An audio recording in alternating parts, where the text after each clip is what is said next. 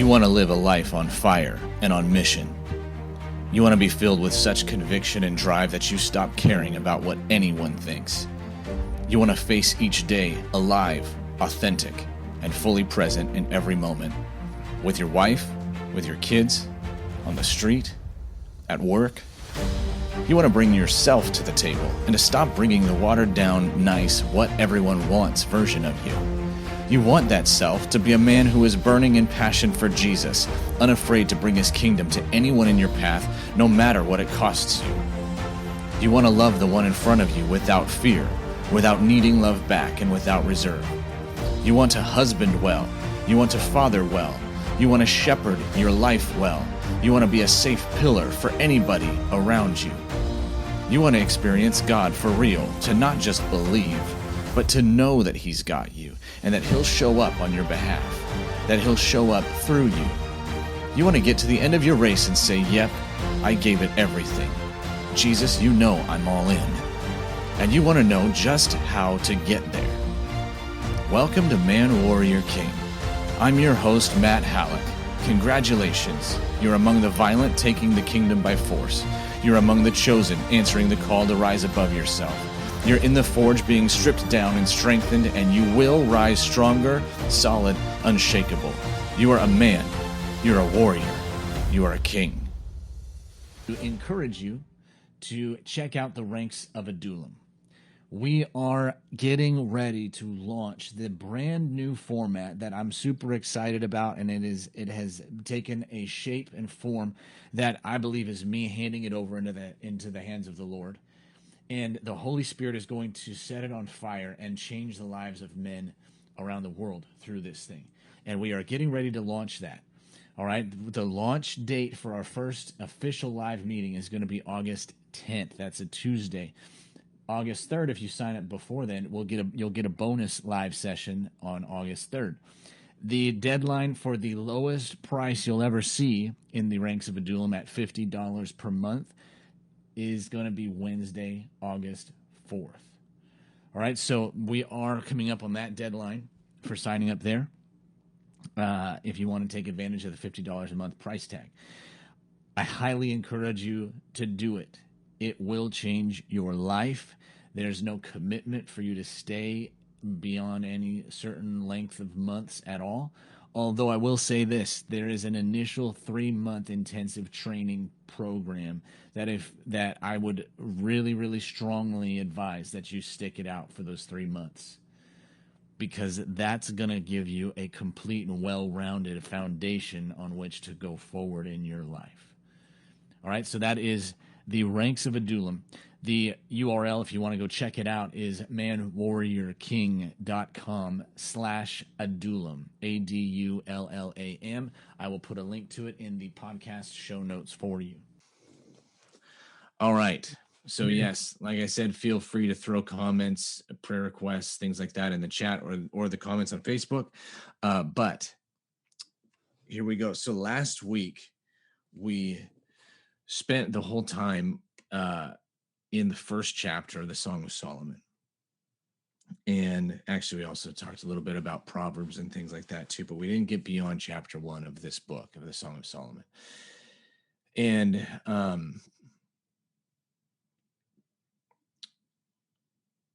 for those of you who just need the quick refresher, one of the main things about it was that we see the picture of the man who is not revolving around his woman. He was out doing other things, and actually he invites her into his realm. And so often we feel as though we are less than in our marriages, and so we're always hanging on, waiting around for our wives to invite us into her realm. And so in order for us to enter into a more healthy relationship, we have to become more of a high value man, not only in the relation to the world, but in the eyes of our own selves. We have to realize that we have high value, and that doesn't actually have to mean that we become self-centered and arrogant and demanding and a jerk. If we truly believe that what God says about us is actually real, that we are honored, that we are precious, that we are secure, that we are covered and set, that we have everything we need, then it actually frees us to serve. It actually frees us to love well. If we don't believe that, then we're constantly manipulating. We're constantly trying to get. And when we get demanding, when we get arrogant, it's because we know that we should have a high value, but we still don't really believe it. We're still insecure.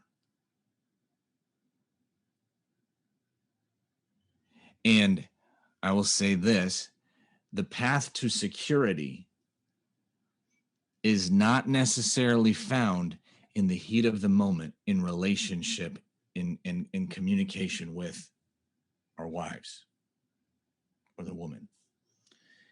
Our path to security is found in the in-between times, on our own, when she's not there.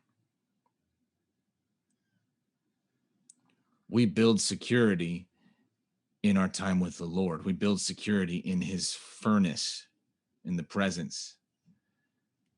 And then we come down from the mountain like Moses with our face glowing because we've been with him and we are changed. And we relate down with our boots on the ground in a different way because of what we've done on our own. Because God, we have been spending time with him, giving him free reign to work in us. So in this next chapter,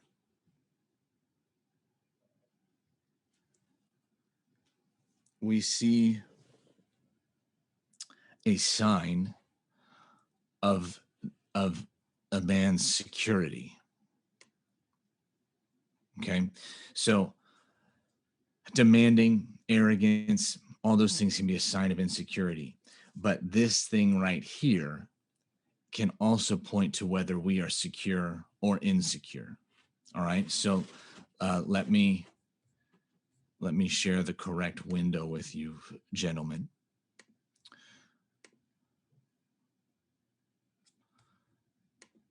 And let me be able to see it. Okay. So in this second chapter, it says, it starts with the woman saying, I am a rose of Sharon, a lily of the valleys. And I know there's a lot of meaning to that I'm not too familiar with, but I know it's a very significant thing. I actually find it kind of cool that in the new house that we just bought and are moving into, we have two plants called the Rose of Sharon on our property, which is pretty cool. They're actually really beautiful, which was just significant to me given all this work that we're doing here. So she says that. And then the man says this, as a lily among brambles, so is my love among the young women. All right. So that's a very short and simple statement, but I think there's a lot to unpack there because, like I said, how a man handles this is a sign of whether he's secure or insecure. See,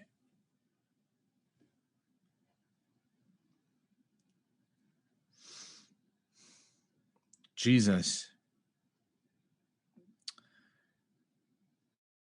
walked the earth for 33 years, and he spent 3 of those years in close communication and close relationship with the beginnings of his church, right? His disciples.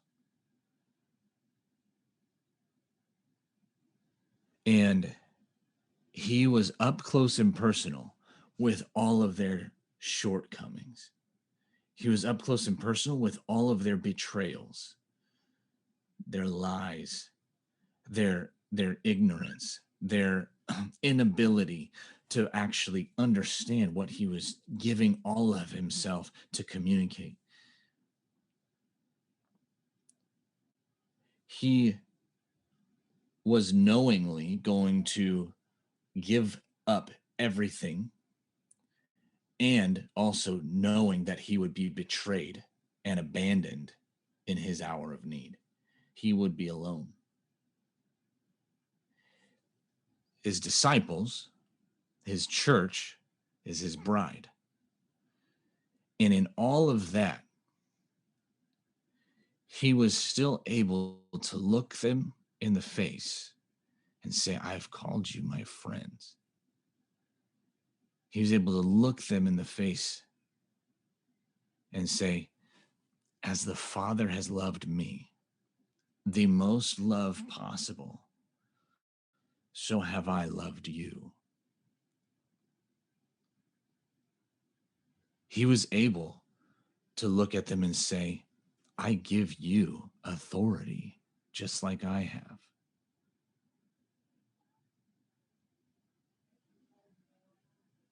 And it says in Hebrews that for the joy set before him, he endured the cross. And I believe that joy is very deep and wide and multifaceted. I believe that joy is the joy of reunification back with his Father. I believe that joy is the joy of having completed his mission in obedience to his Father. I believe that joy is just the joy of conquering death, and now he gets to reign in glory forever. But I also believe that joy is the reconciliation of himself to his church. And it says, for the joy set before him, he endured the cross. Because he saw a thing. He saw what we were meant to be. He looked at us and he didn't say, you worthless pieces of scum. He looked at us and he said, you precious sons and daughters. He looked at us and he said, you crown jewels in Isaiah on my head.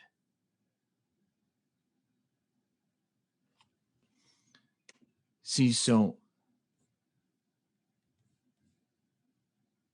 he saw us for our identity.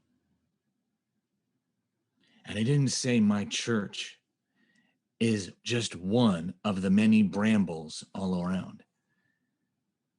He could have said that, but he said, my church is a lily among brambles, like this in verse 2 here.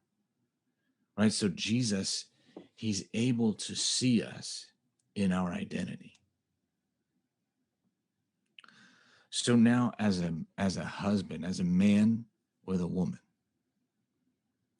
if I am secure, actually, let's start with if I'm insecure, then my thinking is going to be often the if not the majority of the time going to all these places of all the thorns in my wife, all of the brambles that I see and that I have experienced, that I have felt the pain of. If I'm insecure, then I'm going to be thinking about how I wish she were different in this way or that way. How I often use this like formula. If my wife would just blank, then I could finally blank. If I'm insecure, then her brokennesses are going to grow and take up my perception. And I will not be a man who can say with conviction and passion and honesty that my woman, my wife, is a lily among all the rest are like thorns compared to her.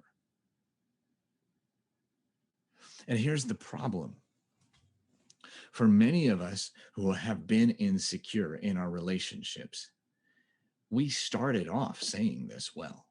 Well, I don't know if it was well. We started off saying this. We started off thinking, believing, telling whoever would listen. Guess what? My girlfriend, my fiance, my wife, whatever, however early on it was, she's amazing. She's the best. Nobody can top her.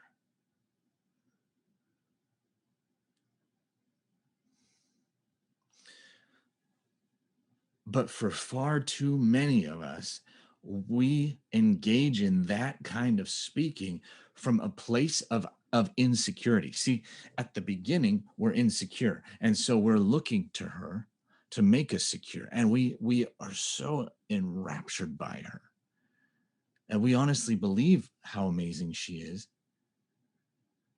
because she makes us feel so good.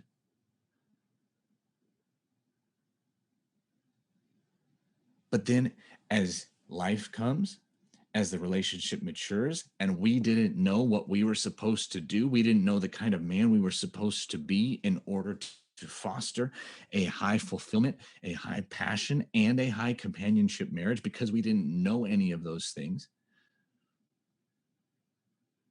then we start getting disillusioned. And all of a sudden, she starts to look a bit more like a thorn bush in our eyes.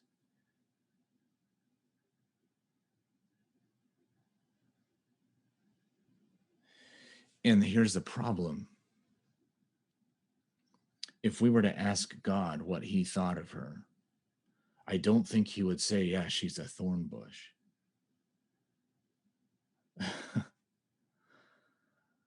I'm pretty sure we are on our own in that perspective. Now, I want to throw in a caveat, an asterisk here. This does not mean that if a relationship is struggling, if a marriage is failing or whatever, this does not mean that it's all because we didn't see her correctly.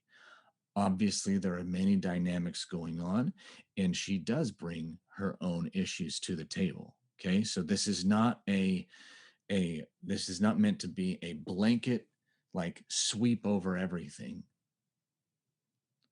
I believe a marriage may still fail or struggle, even if a man is looking at his wife truly this way, as if she is really a lily among thorns. It could still fail. It doesn't mean that this is all dependent on us. But if we want to open up the doors wide for fulfillment, restoration, healing, or just up leveling in our marriage, then we must get this right.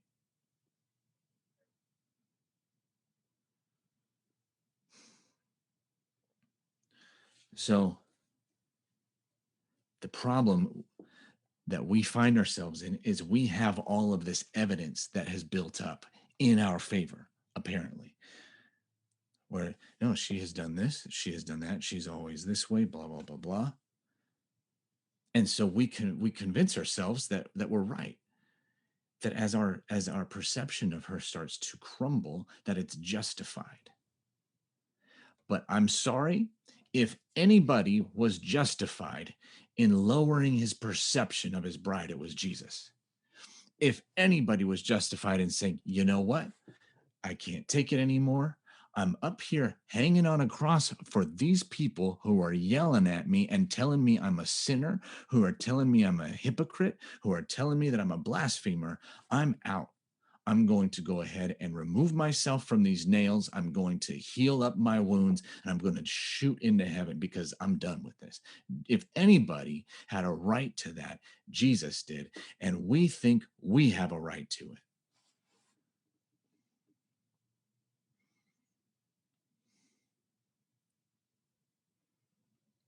And if we find ourselves in a situation where our wife or the woman that we're in relationship with or just thinking towards the future, if we find ourselves in a situation where it is very, very challenging for us to see our wives in this way, then we have work to do on our own between us and Jesus. And we've got to stop pointing the finger at her that she's got to change so I can see her different. Preach it, brother. Thanks, bud. I'm trying.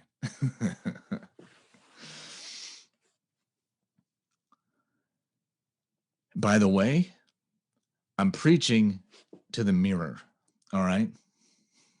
You guys just get to watch.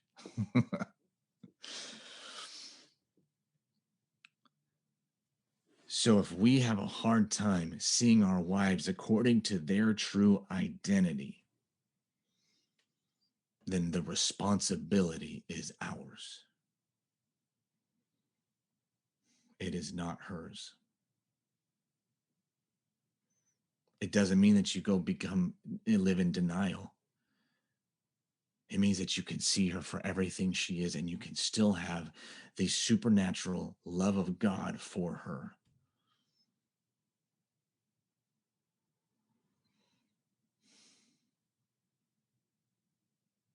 So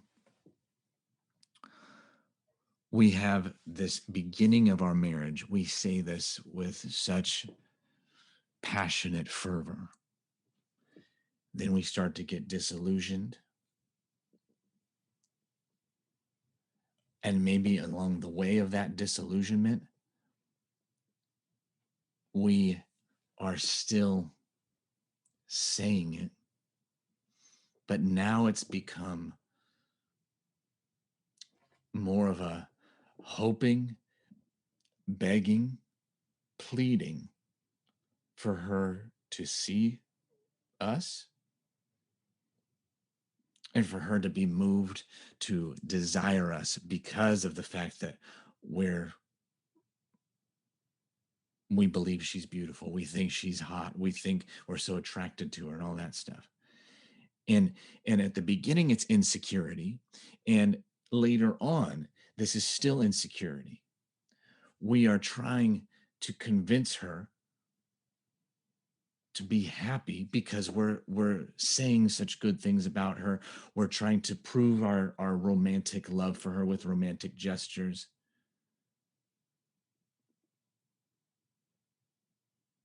Oh, congratulations, Tony. I just saw that. 47 years yesterday. Good for you. Fantastic. Wow. Got thumbs up there from Bud.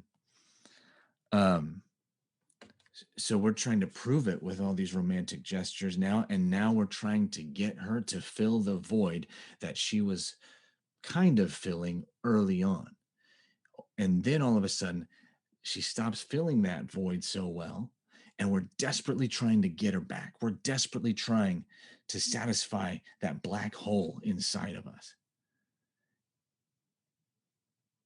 And so we put on this front of romance, trying to convince her that she is the lily among brambles, but it's all coming from insecurity. My wife, I said the words black hole, my wife, like, and this is not against her, she's right, but there were times in our marriage where she said, I just feel like you're a black hole, like I can never satisfy you. And that hurt to hear. Because in my mind, I was justified. There were all these marital desires and needs and relationship goals that I wanted and needed, and they weren't happening. But so she thinks I'm a black hole. I think I'm justified in wanting what I want. The wires are going to stay crossed until I get secure. Amen. So Jesus could treat us the way that he did. He could face all of our ugly. He could step down into the muck and the mud with us, into the brambles and the thorn bushes, because he was unshakable, because he was the ultimate insecure. He knew who he was. He knew his identity. And so nothing that we threw at him could change it. We posed literally zero threat to him. Even if we betrayed him, spit in his face, walked away, it might bring him a lot of pain, but it never caused him to get insecure. It never caused him to question his worth and his value and, oh, he must not be that good of a savior after all.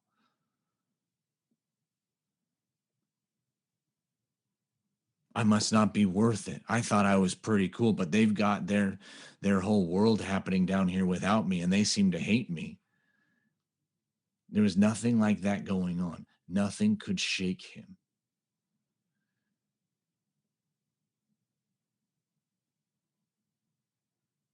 And I picture it like, I don't know, in movies or whatever, when there's like either like a space exploration movie when they're re-entering the atmosphere, or maybe a Marvel movie if there's like a superhero who's flying and also re-entering the atmosphere. There's like the heat and the kind of the burning up that's happening all around him, but he's still able to keep pushing through, possibly Superman, right? And he's able to keep pushing through that burning up atmosphere. And I picture that like Jesus, like he can stand there and he can just withstand the onslaught of heat and flame and anything that can be thrown at him, and he can keep his eyes fixed forward. It's a tall order, but this is what a secure husband looks like. How do we get there? How do we get there? Well, I believe it's a long answer. And actually that's what we spent so much time on in the Ranks of Adullam, is all of the groundwork to get there, right? Like all this inner work. But I will say this, like,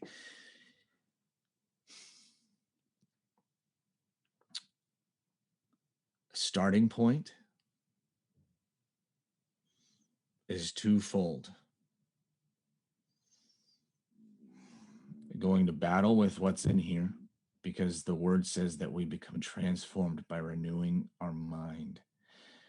We get lazy with this thing, and we allow how we feel to dictate how we think. So when we're in a marriage where we're starting to feel a lot of pain, we're starting to feel disconnected, we're starting to feel bitterness on the rise, that starts to plant the thoughts in us, and we go with them. So it's like what I say in my book at a couple of different places, or maybe just one, I don't remember. Turning point for my marriage was the discipline of daily getting up, going out with the Lord, and putting on my lips what was true. Putting on my lips, God, even though I woke up in pain, emotional pain, whatever, even though I was outside walking, feeling disconnected and like I don't know how to get back connected with my wife, I would put on my lips, God, I thank you that I'm a good husband. I thank you that I'm a good man. I thank you that in order to be okay, I don't need anything from my wife. And God, and this is all, it feels like lies, but it's all in accordance with scripture, so it's truth. And I would even then we take it up a notch. We say, God, I thank you that my wife is a crown on my head. She's a gift.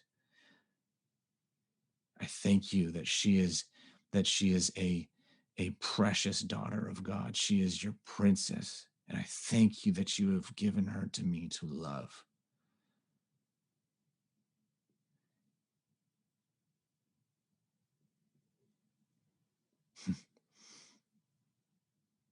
Yeah. I see these comments in here. Yeah. Be her leader, not her boss. That's good. Yeah, and there's always a taller mountain, higher goal. Yeah, there's always another level to arrive to. We're always aiming to go from glory to glory in this. So maybe we'll never arrive to be to this pinnacle of perfection, but we're always stepping into the next level up, right? And so I said this process to answer Bud's question, how do we get there? It's twofold. One of them is we have got to go to battle up here. We've got to stop letting our thoughts run rampant. We got to, and that's about ourselves. It's about our wives. It's about our marriage. And two is that we have got to get deeply connected with Jesus in the midst of it all. We have got to position ourselves for encounter with him daily. We have and so much of the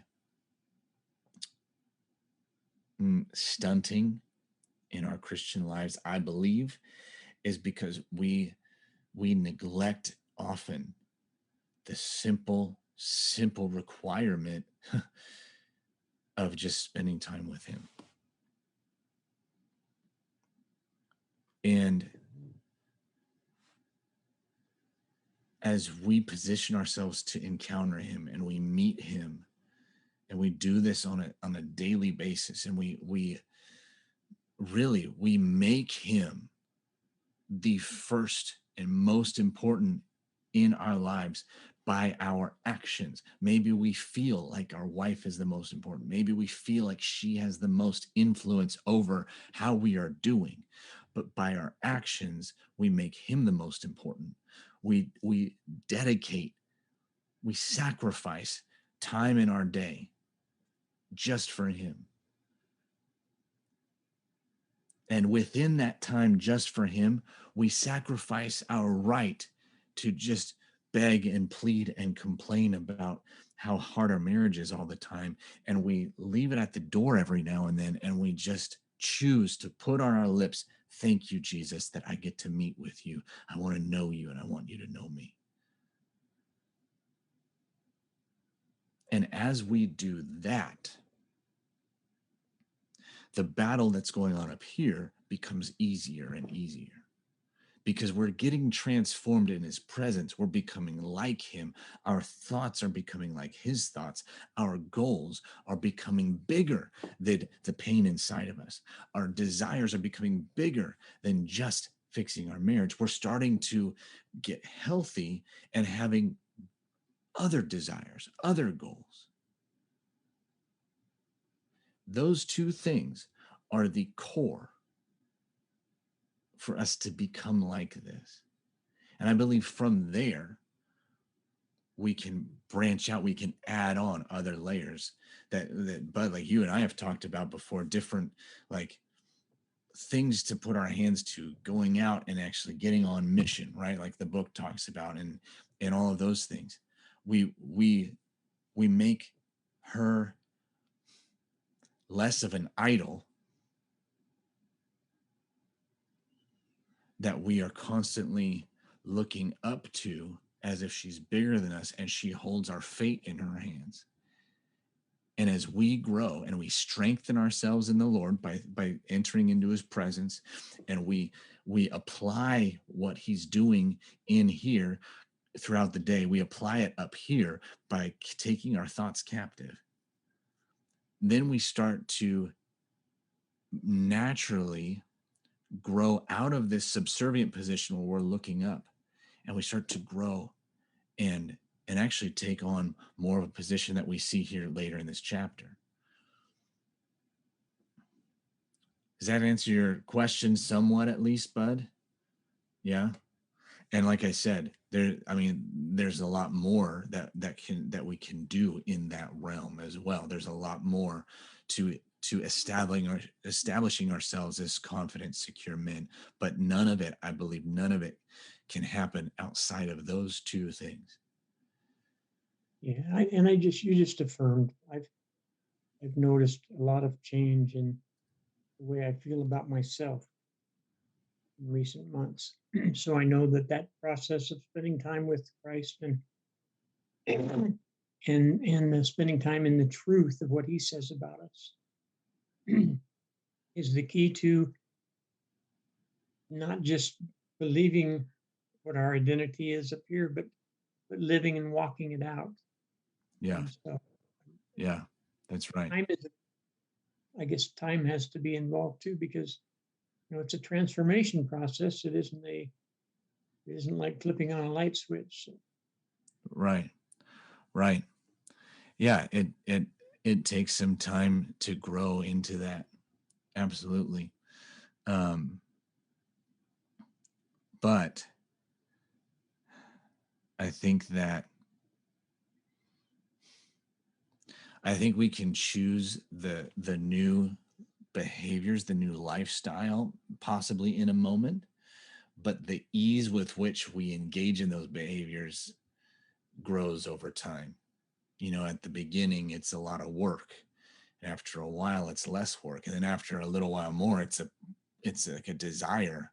If we're just talking strictly with spending time with Jesus, is if we do it consistently for it doesn't even take all that long, it becomes more and more of a desire in us, So yeah, I agree.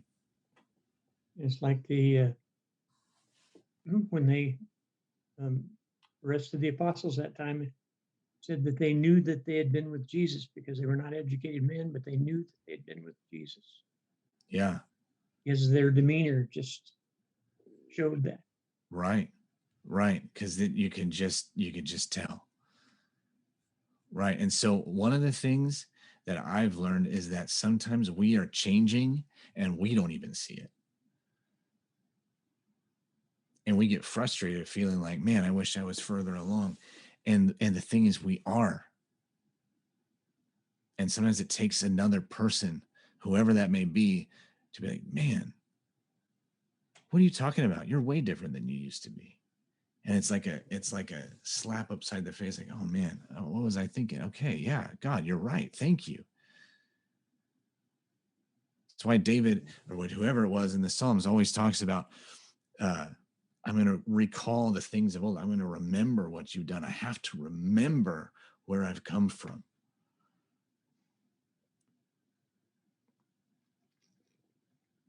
So that's a long time on a single verse right there. But if we look a bit further into this chapter, we can see some other things. So the woman's talking here, as an apple tree among the trees of the forest is my beloved among the young men. So now she's talking. And it says, with great delight, I sat in his shadow.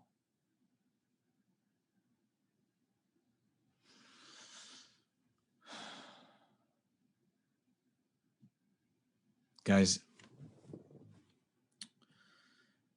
the scripture says that the husband is the head of his wife, and Christ is the head of the church, right? And we often have this deep longing for our wives to willingly follow our lead.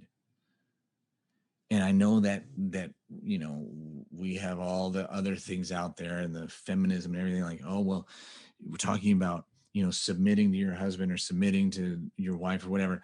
The submission is this like chauvinistic,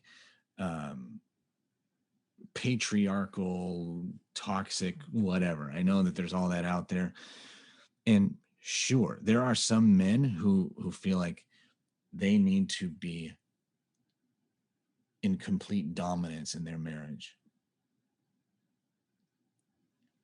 Okay, I believe kingdom submission is like Jesus and his church. We get into problems, we get into wrong teaching, wrong believing when we sit by passively doing nothing, waiting around for God to implant thoughts in us before we do anything. God hates passivity. And we have accidentally become a church that fosters passivity, because we can never do anything unless we hear a specific something or other from him. Our default is often inaction rather than our default being action and being in constant communication and communion with him, so that when he says, hey, that's wrong, we hear it and we course correct. Action does not have to mean disobedience. It does not have to mean non-submission. Thanks for the thumbs up, Tony. See, Jesus, I believe he wants us to bring our thoughts to the table. And yet we can do so in submission to him. But it says that he washes us with water so that he can present to himself a glorious and pure and spotless bride.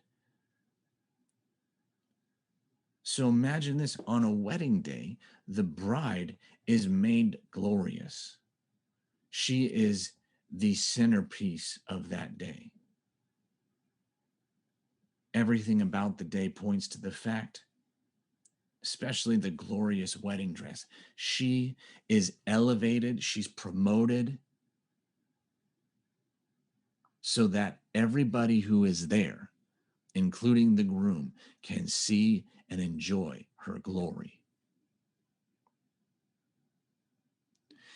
Jesus, the bridegroom, the husband, has said, Father, the glory that you have given me, I have given to them.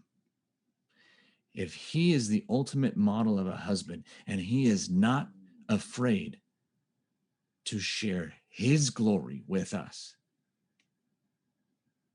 then we need to not be afraid for our wives to step into their glory. So submission from a wife to a husband does not mean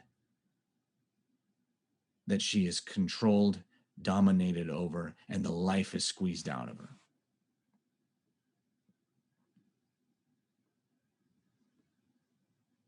Submission from a wife to a husband looks a lot more like this. See, remember I said, in an insecure man, we are in this subservient, groveling position, as if we're looking up at this tall idol of a statue. And we're hoping that our sacrifices we bring to her will cause her to have favor on us and give us what it is that we're needing from her. But now, a secure man stands over and above his wife. See, it says, with great delight. She's delighted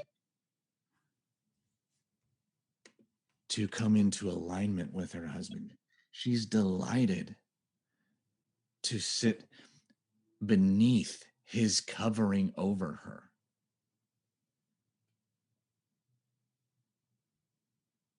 Now, I do believe that there's some dynamics involved in this thing, because in Genesis, it says that part of the curse is that for the woman, her desire shall be for her husband, and he shall rule over you. It seems to be pointing to this desire, these desires clashing.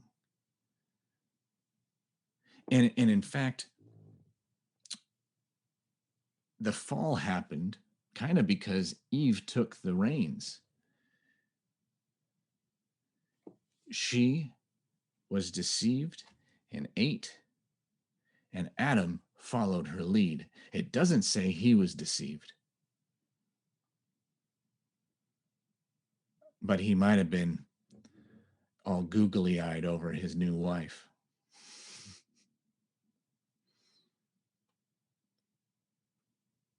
And so there's this pattern in humanity, and it's not in every marriage, but in many of them, where if the man and woman begin to maybe backslide into old patterns, old fallen patterns. The woman starts to take the lead, the man becomes passive, and the woman gets resentful because now she's having to operate to fill the masculine void.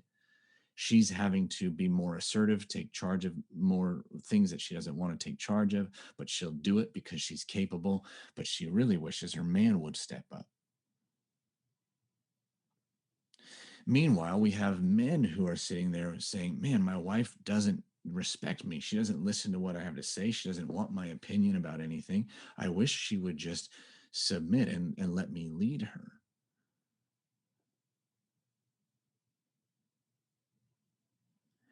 And very often, this dynamic can be healed if we, as the man, do our freaking part.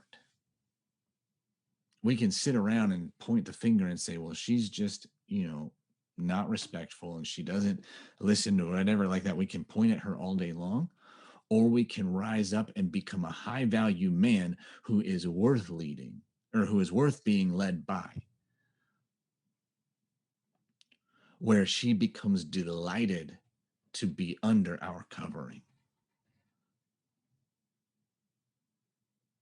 And so all this comes from that place of growing into security, growing into being secure in who we are, because then the first and foremost, what it has a readout in is that we become so consumed with Jesus that he's everything for us. And we stop getting bogged down and trapped and paralyzed by the heartache inside of us, because now we're understanding, oh, he can heal the brokenhearted, and it doesn't have to wait for my circumstance to change.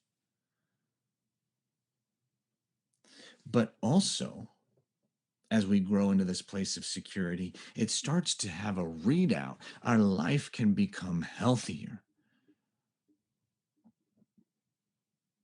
And as we display more health, our wife can reap the benefits of that and be moved to come under our shadow.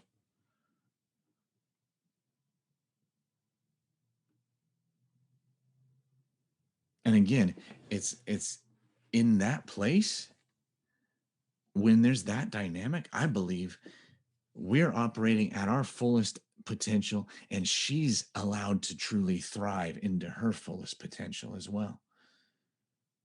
And it doesn't mean her fullest potential is less than ours. It just means in this dynamic of us covering her following our lead, she is able to rise up and become the bad A woman that God created her to be too.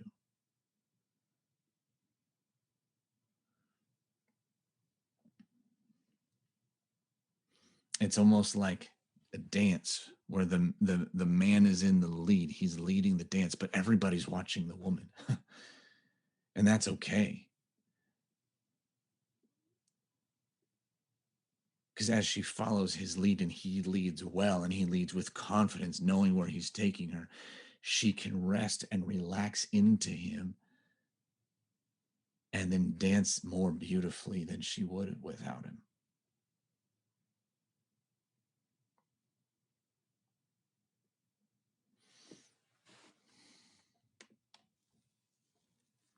And it says in verse 4, he brought me to the banqueting house, and his banner over me was love.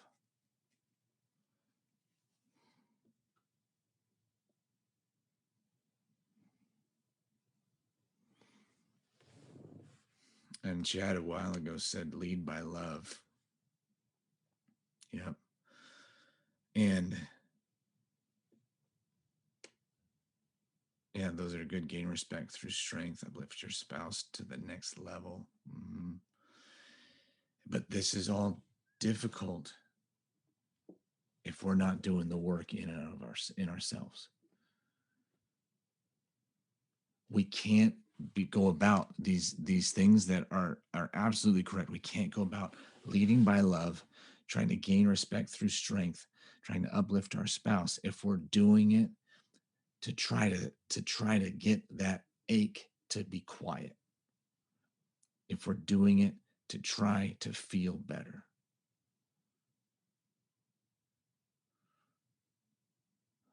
We can't It can't come from there. It has to come as we build that strength in the secret place. So he brought me to his banqueting house. Again, we're inviting her into our realm. It's a realm that we have constructed, that we have partnered with the Lord to build, to be that place for her, right? Maybe she has thorns. Maybe she is that lily among brambles. So we have to do the work to get strong, to build the strong house so that she can come into it and have a safe place where she's seen for her true identity.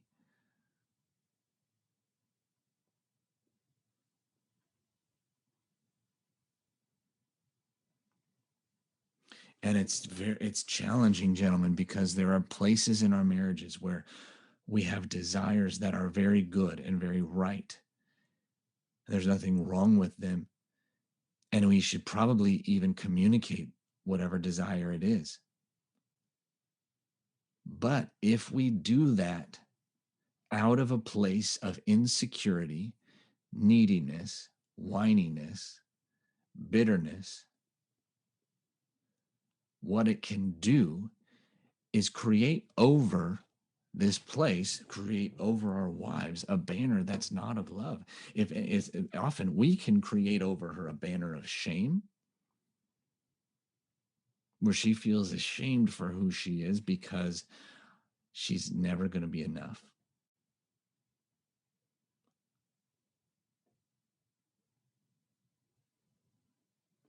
This is why. That's why my wife left. Mm. She felt like she could never measure up. She told me that. Wow. Why she gave up. That's why she gave up. After 42 years. She felt like she was never going to get there. And I thought that was her insecurity. It was mine. It was mine. Wow. Wow. Yeah.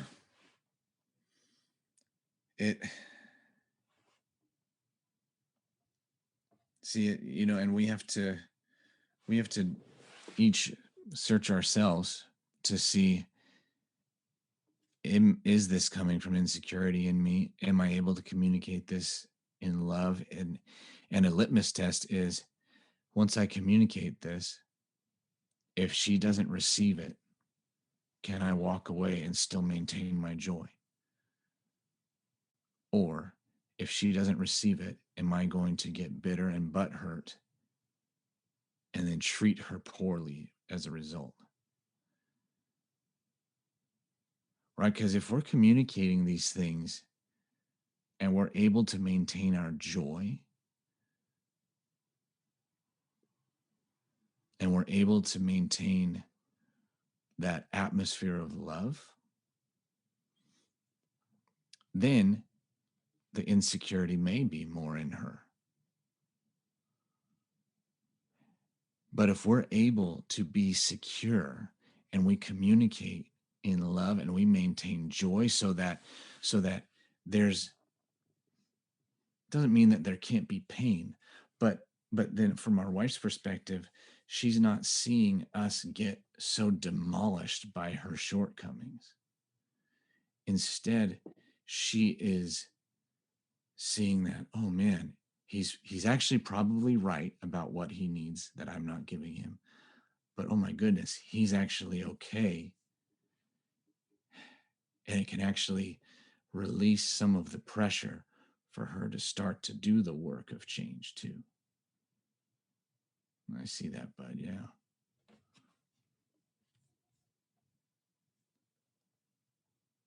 So it's up to us to discern for ourselves and to discern with the Lord. Am I secure in communicating these things, or am I not? And it's a challenge. And yeah, Bud's right. I mean, it's so easy to say, well, it's her insecurity. That's, I mean, if she would just, do these things that I'm asking, it'd be fine. It's her insecurity. It's so easy to go there. And this is not it's always on us if things go bad. That's not what this is, but it is we got to take responsibility for everything we do bring to the table. And so often, if we do take responsibility for it, it can have a beneficial readout.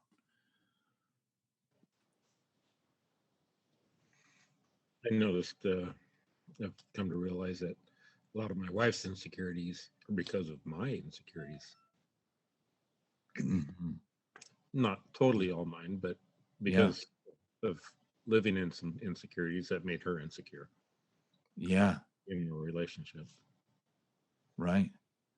Right. Yeah. A lot of if you got to be careful with this saying that I've heard, but there's some truth to it, is that I've heard it said that a lot of times your wife is a reflection of your own well-being. Mm. And we have to be careful with it because we can't take over responsibility for things that are only hers, right? We can't be in charge of her health and her healing. But at the same time, we are creating either this banqueting house that has an atmosphere of love and safety and acceptance, or we're creating something else entirely, which is going to have a readout in her. I can see where without that safety in me, because of my insecurities, she wasn't able to open up, and that didn't allow her to talk about some of the things that she was insecure about in herself, things that really had nothing to do with me, but she wasn't secure enough in our marriage to be able to express those, and that didn't allow her to seek healing. Yeah. She felt she had to hide that. Yeah. Right.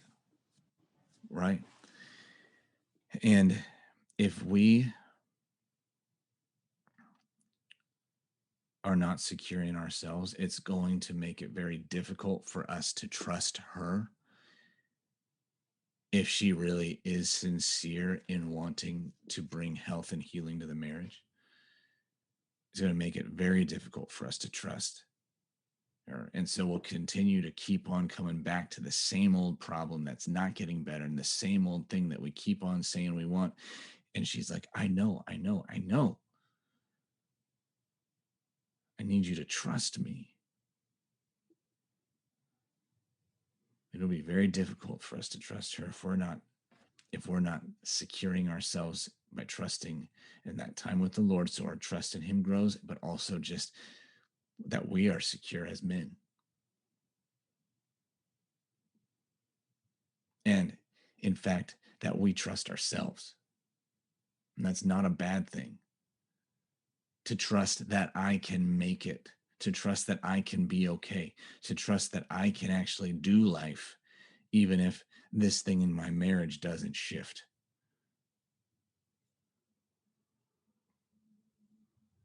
So we don't trust her. Now, again, all of these things are specific to individual situations because there are women who are not trustworthy. There are women who are not automatically earning our trust. And maybe it's actually a good thing for us to wake up and realize, oh, I actually can't trust her. Because there's a time when we become so nice guy and such a pushover that we just trust until kingdom come, and we don't even realize that she's not honoring the marriage and she's not in it. Right? So please don't take this stuff too far. This is all assuming that the wife wants good. Because there are too many marriages where both of the spouses want a good marriage, and yet they somehow can't seem to find it.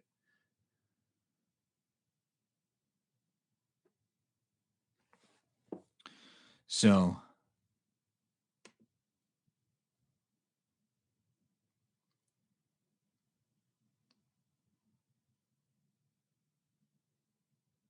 we create this atmosphere.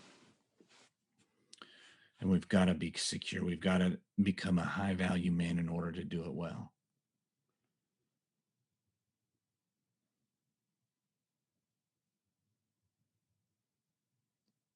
And then we have like this picture of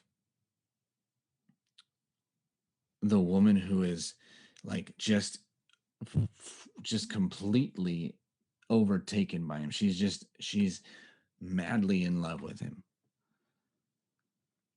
And she's so excited. She says, "Oh, his voice, he's coming over the mountains, bounding over the hills, like a gazelle and a stag." Um,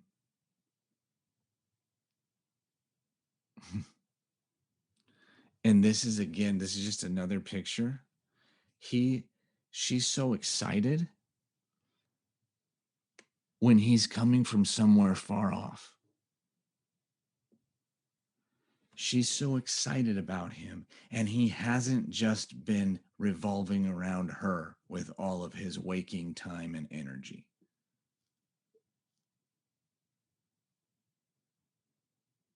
See,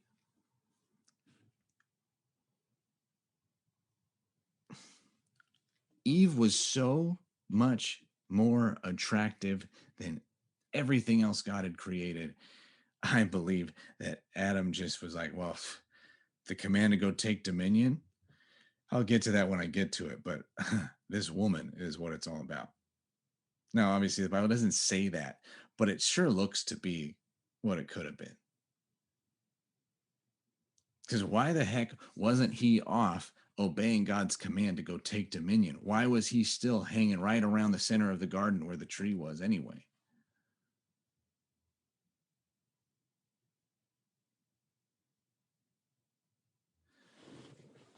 So it says, this man is so attractive because he has more to his life than just his wife.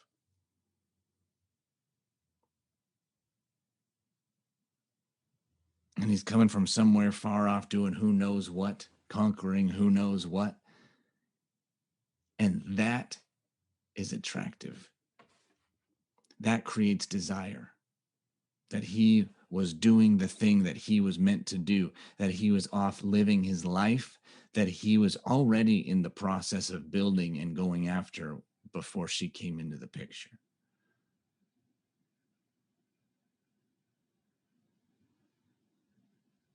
And the fact that he isn't always available to her actually creates more of her availability to him. Far too often, as a man who's wanting more connection with his wife, he's constantly available.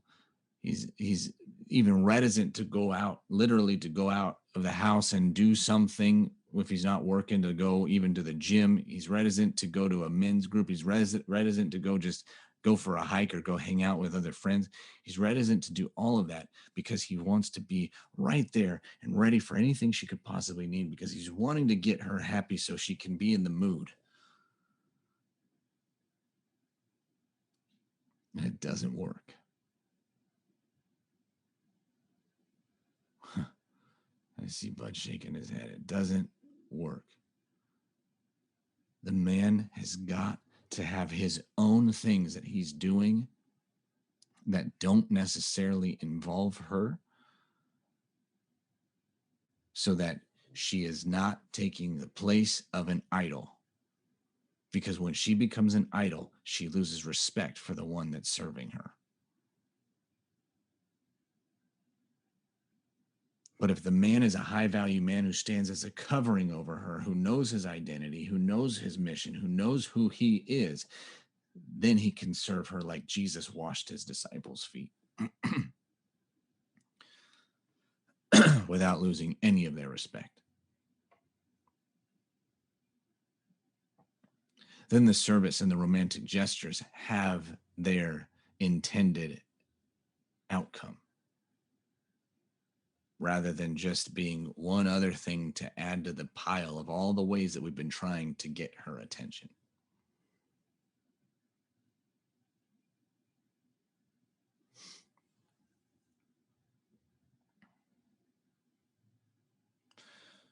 So it's from this place of there being space to create the tension of wanting to be together but not being together, and her wanting to be with him but him not being available because there are other things that are priorities.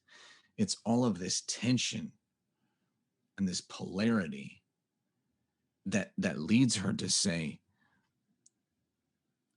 that leads her to actually value, to like it when he says, "Arise, my love, my beautiful one, and come away." When he's actually enticing her and seducing her, he's initiating, and she likes it. It's because there is the tension. And the trap that too many of us nice Christian guy husbands fall into, because we're constantly trying to just die to ourselves and always be everything she ever needs, is we've gotten rid of all the tension. We've stopped being ourselves, which as one whole person relates with another, there's going to be tension. There will be conflict.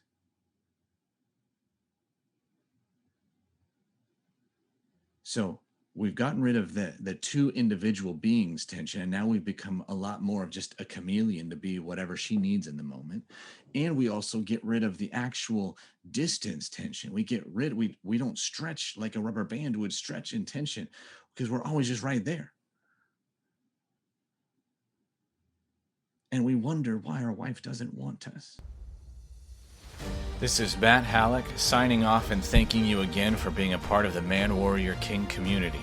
If you want more, head over to manwarriorking.com. And please remember to take just a couple seconds to subscribe on iTunes and to leave a 5-star rating and a review so that more and more men can join us as we become awesome.